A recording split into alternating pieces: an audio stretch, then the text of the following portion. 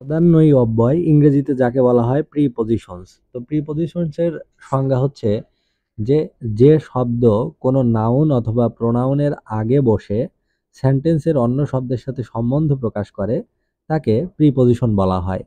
Pre অর্থ পূর্বে, আর position অর্থ অবস্থান, অর্থাৎ আগে অবস্থান, পূর্বে অবস্থান, তাকেই বলা হয় প্রিপজিশন। কিসের পূর্বে অবস্থান? নাউন অথবা প্রোনাউনের পূর্বে অবস্থান করে সেন্টেন্সের অন্য শব্দের সাথে নাউন বা প্রোনাউনের যে সম্পর্ক প্রকাশ করে তাকেই বলা হয় প্রিপজিশনস। যেমন এ বা প্রতি বোঝাতে ইংরেজিতে ব্যবহৃত হয় অ্যাট, দিকে বা প্রতি বোঝাতে বসে টু, মধ্যে বোঝাতে বসে ইন, ভিতরে বোঝাতে বসে ইনটু, জন্য বোঝাতে বসে ফর, এর বোঝাতে বসে অফ, উপরে বোঝাতে বসে আপন।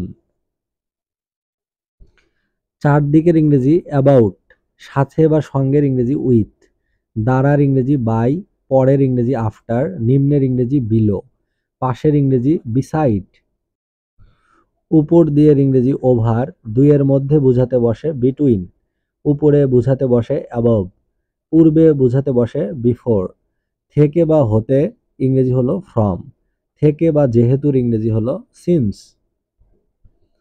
মধ্য দিয়ে এর ইংরেজি হলো থ্রু, মধ্যের ইংরেজি উইদিন, নিচের ইংরেজি আন্ডার, অনেকের মধ্যে এর ইংরেজি হলো অ্যামং।